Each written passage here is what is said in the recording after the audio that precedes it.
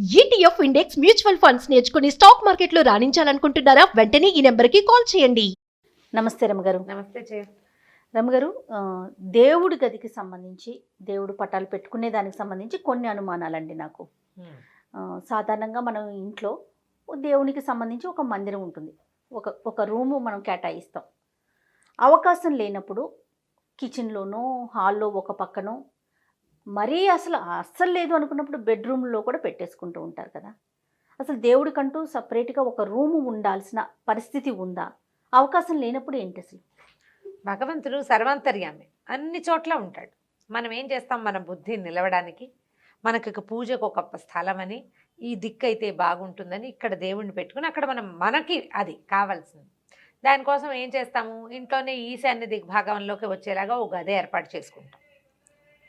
గది ఏర్పాటు చేసుకోగలిగే వాళ్ళ పరిస్థితి అది. గది ఏర్పాటు చేసుకోలేని వాళ్ళు ఏం చేయగలుగుతారు?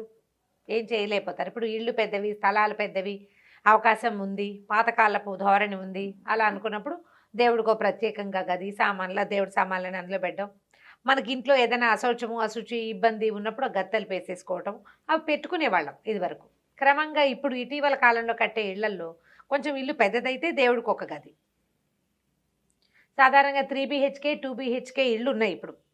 3 BHKలోను 3 Bలు, ఒక ఒక హాలు, ఒక కిచెను తప్పిస్తే ఇంకేం ఉండదు. అవును. ఈ ఉన్న గదుల్లోనే ఓ గదిని దేవుడికో, లేకపోతే గదుల్లో ఒక ర్యాక్ని, ఒక స్పేస్ని దేవుడికో పెట్టుకోగలుగుతాం. మనకు అట్లా అవకాశం ఉంటే మనం ప్రశాంతంగా అక్కడ కూర్చుని పూజ చేసుకోవటానికి కానీ, ధ్యానం చేసుకోవటానికి కానీ, ఇది ప్రత్యేకమైన స్థలము, ఇది పవిత్రమైన చోటు, ఇక్కడ శుభ్రంగా ఉంచాలి, ఇక్కడ చక్కగా దీపాలు పెట్టుకోవాలి, చక్కగా ధూపం వెలిగించుకోవాలి, మనకి మనసు బాగోలేనప్పుడు వచ్చి అక్కడ కూర్చోవాలి, అప్పుడు మనకు ప్రశాంతంగా ఉంటుంది. ఈ భావాల కోసం మనకి తప్పకుండా ఒక గది అవసరం.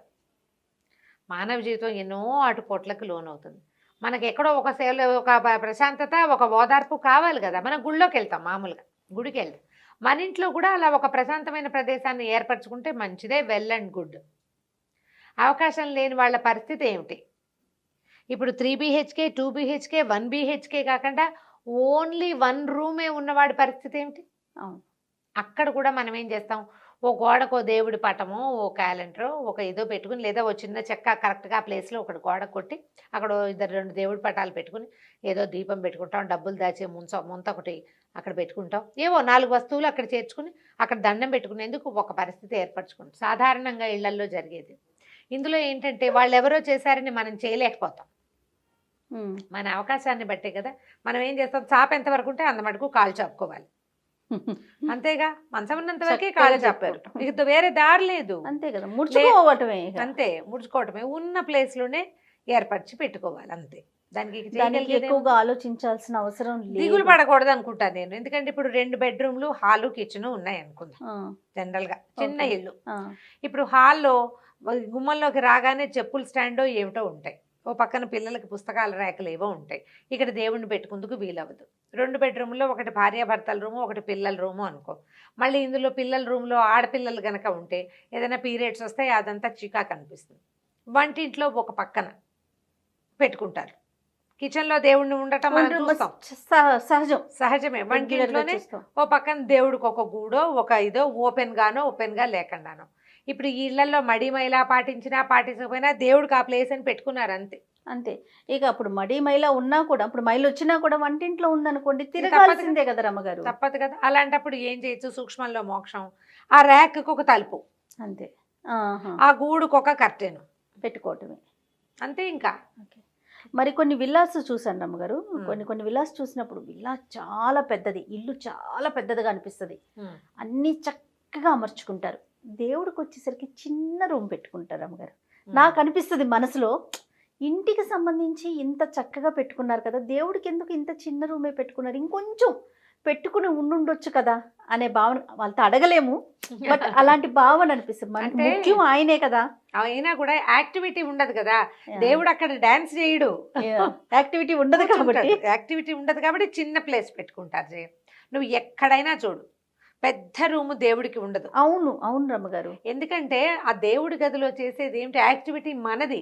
మనం అక్కడ పడుకోము, భోజనాలు చెయ్యము, పదే పదే అక్కడ కూర్చోము. కూర్చోము, నలుగురు కూర్చొని అక్కడ కూర్చొని కబుర్లు చెప్పుకోము. చిన్న ఉపయోగం దానికి ఏంటి, మనకి దేవుడికి ఒక ప్రత్యేకమైన ప్లేసు, మనం వెళ్ళి ఒకళ్ళో ఇద్దరో కూర్చుని పూజ చేసుకునేందుకు మాత్రమే కావాలి. ఈ విషయం నాకు ఎప్పుడు, మీరు చెప్పిన విషయం ఎప్పుడు అనిపించిందంటే, ఎక్కువ పటాలు పెట్టుకోక్కర్లేదు, చక్కగా మనకి ఎవరో ఇష్టదైవం 1-2 ఫోటోలు పెట్టుకొని తక్కువగా పూజ, అంటే ఈ వస్తువులు తక్కువగా ఉంటే సరిపోతుందని ఒకసారి మీరే నాతో అంతే ఒక వీడియోలో చెప్పారు కదా. అప్పుడు అనిపించింది, ఓహో అందుకనే చిన్న రూమ్ అయినా పర్వాలేదు అని వెళ్ళిపోయారేమో, అట్లా పెట్టుకున్నారేమో. పెద్దది పెడతావు, ఇదంతా నింపాలి, ఇన్ని పటాలు రోజు శుభ్రం చేయాలి, అది చేయాలి, ఇది చేయాలి. తర్వాత ఏమో వారా వీర అందరూ పట్టుకొచ్చి ఇస్తూ ఉంటారు, అవన్నీ వేరుస్తామా. చాలా పైగా ఈయనకో స్తోత్రం, ఆయనకో శ్లోకం, ఆవిడకొక అరటిపండు, ఈయనకొక బెల్లం ముక్క, ఇవన్నీ చెయ్యొద్దు. చేయకపోతే ఏమైపోతుందో అని భయం. అవును, అదో భయాలు. అవును. మా ఇంట్లో 4 దేవుళ్ళు ఉన్నారు, వినాయకుడికి ఇచ్చేసి, విష్ణుమూర్తికి ఇచ్చేసి, పార్వతీదేవికి ఇచ్చేసి, ఎన్ని చేస్తావు, నీకు అంత సమయం ఏది? అందరికీ కలిపి ఒక ప్రార్థన చేయలేం మనం. వినాయకుడికి వేరే స్తోత్రం ఉంది, వెంకటేశ్వర స్వామికి వేరే స్తోత్రం ఉంది, విష్ణుమూర్తికి ఒక స్తోత్రం ఉంది. నా మటుకు నేను కూడా విష్ణుమూర్తికి వేరు చేస్తారా? నాకు నోట్లో ఉంటాయి కదా. విష్ణుమూర్తికి వేరు, వెంకటేశ్వర స్వామికి రోజు వజ్రకవచం. మనకి ఇక్కడ సెపరేట్ ఉందా రమ్మగారు రూమ్? మీకు రూమ్ సెపరేట్ లేదు, మాది కూడా 3 BHKనే, 3 బెడ్రూమ్లు, హాలు, కిచెన్. హాల్ బాగా పెద్దది మాది, రూములు ఒక రవ చిన్నవి. 3వ బెడ్రూమ్ ని మేము దేవుడికి ఇచ్చేసాం. అదేలే, అందులో మా యాక్టివిటీ ఏం లేదు. 2 పెద్ద పెద్ద ర్యాకులు ఉన్నాయి, సామాన్లు పెట్టుకుంటారు, దుప్పట్లు గిప్పట్లు అందులో పెడతాం. కానీ కొన్ని సామాన్లు బాగా అసలు వాడకుండా ఉండే వాటిని అందులో పెడతాం. దేవుడి మందిరం ఒకసారి నా మందిరం ఫోటో తీసి ఇచ్చాం కదా, ఆ మందిరం ఆ రూమ్ లో ఉంటుంది. మేము యాక్టివిటీ ఏం లేదు అందులో. పొద్దున పూట ఆయన జపం చేసుకోవడానికి, నేను పూజ చేసుకోవడానికి, మా దసరా 10 రోజుల పూజలు. ఇంకా మీరు, నేను రామకోట రాసుకోటాలు అని అక్కడే కూర్చుంటాను. వెళ్ళకుండా ఉంటారా? వెళ్ళను. తర్వాత ఏమో అది తప్ప ఇంకా ఆ గదిలో మేము ఏమీ చెయ్యం, యాక్టివిటీస్ లేవు, ఏ యాక్టివిటీ లేదు. 3వ బెడ్రూమ్, దానికి టాయిలెట్ అటాచ్డ్ కాదు, హాల్లోకి ఉంది. అటాచ్డ్ టాయిలెట్ లేని దాన్నే మేము దేవుడి కోసం పెట్టుకున్నారు. పూజ గది లేదు కాబట్టి, ఇంకా మా పిల్లలకి పెళ్లిళ్ళు గిల్లిళ్ళు రాలేదు కాబట్టి మా వరకు ఓకే సరిపోతుంది. మిగిలిన 2 బెడ్రూమ్లు, హాల్, కిచెన్ లో మేము సర్దేసుకుంటాం. మా దేవుడిది బెడ్రూమ్ పెద్దదే, 10x12 రూమ్. ఆయనకి పెద్దదే ఇచ్చారు. మరి రూమ్ 3వ రూమ్ ఉంది, 3వ రూమ్ ఆయనకి పెట్టేసాం. అమ్మ వాళ్ళ ఇంట్లో ఎట్లా ఉండేదండి? మాకు సెపరేట్ పూజ దేవుడి గది ఉండేది. మాకు మా పైగా మా ఎక్కువేమో కదా, మడి ఎక్కువ కదా. వంట గదిలోనే మాకు దేవుడు ఉన్నా కూడా మా గోల ఏంటంటే, మేము ఒకళ్ళు వంట చేస్తుంటే వేరే వాళ్ళు వెళ్ళడం మా పద్ధతి కాదు. పిల్ల జల్లా వెళ్ళరు వంటిళ్లలోకి. అప్పట్లో ఎవరు మడి కట్టుకున్నారో వాళ్ళే అక్కడ తిరిగేవాళ్ళు. గారు దేవుడికి పెట్టే నైవేద్యాలు వండేటప్పుడా, లేకుంటే మామూలుగా మనం ఏది వండుతున్నా ఇంకొకరు వెళ్ళకూడదు అట్లాంటి మొత్తం మడి అంత వంటంతా మడితోటే చేసేవాళ్ళ అమ్మ. ఆవిడ మడి కట్టుకునే వంట చేసుకునేది. ఏదైనా కరివేపాకు అవి కావాలంటే మనం గుమ్మం బయట నుంచి గుమ్మంలో పెట్టడమే కానీ, పిల్లలు వెళ్ళిపోయి వంటింట్లో ఇప్పట్లాగా తిరగడం, మంచినీళ్ళు ముంచుకోవడం, ఈ గోళ్ళు ఉండేవి కాదు. మా వంటింట్లో వంట, గోవింద పెట్టె, మా పెరమాళ్ళు పెట్టె, కోవిలాళ్ళవారు అంటారు, ఒక బాక్స్ అది. ఆ స్వామిని పర్యంకాసనం అంటే నిద్రపుచ్చేసాక పర్యంకాసనం చెప్పడం అంటే పవళింపు సేవ. పర్యంకాసనం, నీకు పక్క వేస్తాను స్వామి నిద్రించు అని మధ్యాహ్నమే చెప్తారు. సాపాటు భోజనాలు నైవేద్యం అన్నీ అయిపోయాక పర్యంకాసనం చెప్పాక తలుపేసేస్తారు. తలుపేసేసి హుక్కు, మా ఇంట్లో అంతే, మా పెదనాన్నగారి ఇంట్లో కూడా అంతే, హుక్కు పెట్టేస్తారు. పెదగోవింద పెట్టెని మూసేస్తారు. అర్చన జరుగుతున్నప్పుడు మనం ఎదురెళ్తాలు అవి కూడా మా ఇంట్లో ఉండేవి కదా. అందుకే నాకు ఎక్కడైనా సాలగ్రామాన్ని చూస్తే ఉత్సాహం. మా ఇంట్లో సాలగ్రామాల్ని నేను సంవత్సరానికి ఒకసారి కూడా చూశారు కదా. అర్చన జరిగేటప్పుడు పిల్లలు అటు ఇటు వెళ్తే మడిపోతుందని వెళ్ళొచ్చేవాళ్ళు కాదు. వండిన ఆహార పదార్థాలన్నీ తీసుకొచ్చి హాల్లో, తర్వాత ఇక్కడ నైవేద్యం అయిన తర్వాత మాకు పడవటిల్లు భోజనాలకు వేరే గది ఉండేది. ఓహో, ఈ కూరలు తరిగి ఇవ్వటానికి వాటన్నిటికీ కూడా మాకు వెనకాల ఒక పెద్ద పెరడు, పక్కన పడవటిల్లు. ఎవరైనా ఆడపిల్లలు మిగిలిన వాళ్ళు ఎవరో ఒకళ్ళు పై వాళ్ళు కూరలు తరిగి ఇవ్వటము, ఏదైనా వస్తువు కావాలంటే వంటింటి గుమ్మంలో పెడితే అమ్మ లోపల తీసుకుపోయేవారు. మధ్యాహ్నాలు గోవింద పెట్ట మూసేశారు కదా, మధ్యాహ్నం కాఫీకి, సాయంత్రపు వంటకి ఎవరో ఒకళ్ళం వెళ్ళేవాళ్ళం. ఈ పిల్లలంతా వెళ్ళటం లేదు, మంచినీళ్ళు అన్నీ యువతలే ఉండేవి, పాలు, పెరుగు అన్నీ యువతల బండల్మర అని ఒక పెద్ద అల్మర ఉండేది, అందులో పెట్టేసేవాళ్ళు, అందులో నుంచి వాడేవాళ్ళు. అక్కడ మడి లేదు. మడి ఖచ్చితంగా ఆ దేవుడు ఉన్న ఆ వంటింటికి మడి ఉండేది. పాతకాలపు ఇళ్ళు కదా అది. ఇప్పుడంత సిస్టమ్ ఏం లేదు, సిస్టమ్ మారి అయినా కూడా మా గోవింద పెట్టింది, మా కోవిలాళ్ళ వారు అలాగే ఉన్నాడు. మడి కట్టుకోవడం, దానికి విడిగా. ఎప్పుడైనా బందరు వెళ్ళినప్పుడు ఒక ఫోటో పెట్టొచ్చా, చూడొచ్చా అంటే గోవింద పెట్టి అనేసరికి అది ఒక ఇంట్రెస్టింగ్ అనిపిస్తోంది, చూడాలి అని ఒక భావన అంతే. చిన్న చెక్క బీరువా అనుకో జయ, ఇంతెత్తు, ఇంతే, 2 తలుపులు, దానికి ఒక హుక్కు, ఓకే. దాన్ని అట్లా అంటాం, ఆ పేరు అది కోవిలాళ్వార్. పెట్టి కోవిలాల్వార్. కోవిలాళ్వార్ అంటాం. ఇప్పుడు మనం కూడా దాన్ని అరేంజ్ చేసుకోవచ్చు. ఇప్పుడు మనకు హాల్ ఉంది, అవునవును. హాల్లో ఒక ర్యాక్ని దేవుడికి కేటాయించేసుకో, దానికి తలుపేసేసేయండి. మీరు పూజ చేసుకునేటప్పుడు ఓపెన్ చేసుకోవటం, అక్కడ కూర్చోవటం, మనకు అవకాశం అదే ఉంది. నేను ఒకళ్ళ ఇంట్లో బేగంపేటలో ఒకరి ఇంటికి వెళ్ళాను. వాళ్ళు ఎవరో కూడా నాకు తెలియదు, మా అక్కయ్యతో ఏదో శారీస్ చూడడానికి వెళ్తే ఆవిడ నాకు మన ఫాలోవర్ అట. ఆవిడ చాలా ఉత్సాహంగా నేను జుట్టు తిరుమలలో ఇచ్చాను మీరు చెప్పినందువల్లే అని చెప్పారు. నేను ఒక సందర్భంలో మా టీవీలో చెప్పామేమో, మన ఇంట్లో మన దాంట్లో చెప్పినట్టు లేదు, స్త్రీలు తలనీలాలు ఇవ్వచ్చా అనే విషయం చెప్పలేదు రమ్మగారు, మనం మాట్లాడుకున్నట్లు మా టీవీలో చెప్పాను. ఆవిడ ఖచ్చితంగా ఫాలో చేశారు. అది మీకు మొక్కు, ఏదో విపత్కర పరిస్థితుల్లో మొక్కు ఉంటాం, దాని మీద మాట్లాడదాం మళ్ళీ తప్పకుండా. ఆవిడ వాళ్ళ ఇంట్లో లోపలికి వెళ్ళాం కానీ రైట్ సైడ్ ఒక గోడకి, ఈశాన్యం గోడ అది, అక్కడ ఫుల్ ర్యాక్ పని అయ్యాక తలపేసేస్తారు. మా బిల్డింగ్లోనే కింద ఒక గ్లాస్ తోటి ఒక హాల్లో ఒక ర్యాక్. ఇప్పుడు నేను కూడా చేసుకోవచ్చు.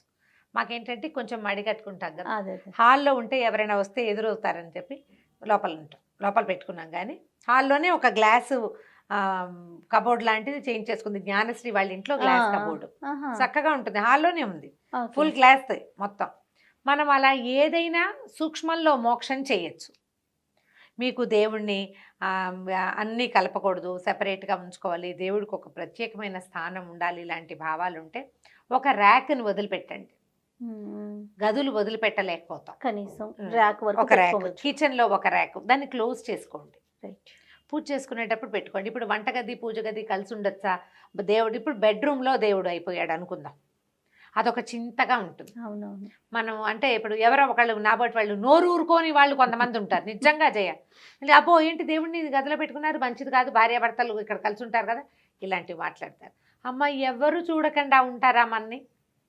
భూమి ఆకాశాలు పంచభూతాలు మనని చూస్తూనే ఉంటాయి కదా, వాళ్ళే కదా మన జీవితానికి సాక్షులు. ఇలాంటి భావాల్లోకి వెళ్ళకండి, ఏమీ భయం లేదు. మీకు అవకాశం లేకపోతే ఒక్కటే గది, ఒక్కటే కిచెను, చిన్న కిచెను, అక్కడ దేవుని పెట్టుకునే వీలు కూడా పెట్టడమే అంతే. దానికి ఒక అడ్డం పెట్టుకోండి, మీ శంక, మీ భయానికి, అది కూడా అదే మీ భయానికి, అంతకంటే ఏమీ లేదు. ఒకవేళ ఒకే గదిలో మీరు అక్కడే పడుకుని అక్కడే తిరిగి అక్కడే వండుకునేటప్పుడు లక్షణంగా గోడకు ఒక చోట దేవుడి కూడు ఏర్పరచుకోండి, అక్కడ దీపం పెట్టుకోండి. భగవంతుడికి తెలియకుండా నువ్వు చేసేదేది లేదు, ఆయన సృష్టి కదా. కాబట్టి అలా భయాలు కాంప్లికేటెడ్ చేసుకోవద్దమ్మా జీవితాన్ని. అవును అవును. అలా ఎలా వచ్చిన వాళ్ళు నోరు ఊరుకోని వాళ్ళు ఇవన్నీ మాట్లాడతారు. నోళ్ళు కట్టేసుకోండి, కుట్టేసుకోండి, అక్కర్లేని మాటలు మాట్లాడారు. విన్నాను రమ్మగారు, వంటగదిలో పెట్టుకున్నారనుకోండి, అక్కడే నాన్ వెజ్ వండుకుంటారు కదా, మరి వంటగదిలో దేవుణ్ణి ఎలా పెడతారు? నాన్ వెజ్ నువ్వే పుట్టించావా? ఈ ప్రశ్న కూడా వస్తుంది. నాన్ వెజ్ ఎవరు పుట్టించారు? నిన్ను పుట్టించిన వాడే కాదు, అంతే కదా. దాన్ని నీకు ఆహారంగా వాడే కాదు చేశాడు. నియమం పెట్టుకో, ఏదైనా ఒకటి, ఈరోజు తినం, ఈరోజు చెయ్యం అని పెట్టుకోండి. ఆ నియమ పాలన చేయండి అమ్మా. పదే పదే ఇదే మాట చెప్పుకుంటాం మనం. అవును రమ్మగారు. ఇప్పుడు దేవుడికి పక్కన గూడుంది, గూడుని మాత్రం కవర్ చేసి పెట్టుకోండి, మీకు శంక లేకుండా భయం లేకుండా ఉంటుంది. అంత మంచి ఏమీ లేదమ్మా. భగవత్ సేవ చేసుకోవటం, ఏదో రకంగా దేవుణ్ణి తలుచుకోవటం, దేవుడి కోసం ఇది అని పెట్టుకున్నావు చూడు ఒకటి బుద్ధిలో, అది నీ గెలుపు అంతే. మిగిలినవన్నీ కాంప్లికేషన్స్ లైఫ్లో వచ్చేవి. ఆయనకు ప్లేస్ ఇచ్చావు, ఒక సమయం ఇచ్చావు, ఒక పద్ధతి పెట్టుకున్నావు, చాలు, దాన్ని వదిలిపెట్టబోక. నేను ఒక చిన్న విషయం చెప్తాను, సందర్భం కాదు కానీ ఈరోజు మార్నింగే ప్రకాష్ నాకు ఒక కొటేషన్ చూపించారండి, రామకృష్ణ పరమహంసది, పిలిచి మరీ చూపించారనమాట. ఉపవాసం ఉండి భోజనం కోసం ఆలోచించటం కన్నా భోజనం చేసి భగవంతుణ్ణి ప్రార్థించు. బాగుందిగా, అనిపించింది నాకు. అంతే, అట్లా అంతే కదా రమ్మగారు. ఏవేవో పెట్టేసుకుని ఆలోచించి ముందు చేయాలా వెనక చేయాలా, ముందు చేస్తే ఏమవుతాం వెనక చేస్తే ఏమవుతాయి. మీ ఇంట్లో దేవుడు కూడా ఉంటుంది, ఏదో అత్తగారింట్లో ఉంది పెట్టుకో, వంటింట్లోనే పెట్టుకో, బెడ్రూమ్లోనే పెట్టుకో, హాల్లో. ఇప్పుడు ఇంకెక్కడైనా అవకాశం ఉన్నా తీసుకెళ్లి బెడ్రూమ్లో పెట్టుకోమని చెప్పలేదు, ఇది నోట్ పాయింట్. మీకు అవకాశం లేనప్పుడు ఎక్కడో చోట దేవుడికి ఒక అవకాశాన్ని ఇవ్వండి. ఒక్క చోట ప్రార్థన, అక్కడ ఒక్క 2 నిమిషాలు నిలబడి దండం పెట్టుకుంది. బయటకు వెళ్ళేటప్పుడు పిల్లలు దండం పెట్టుకునేందుకు, నువ్వు దండం పెట్టుకునేందుకు, ఒక అగరత్తు పుల్ల వెలిగించి పెట్టుకునేందుకు అవకాశాన్ని తీసుకో. అప్పుడు భగవంతుడు నీ యందు ఉంటాడు, నీతో ఉంటాడు. నమస్తే రమ్మగారు. నమస్తే.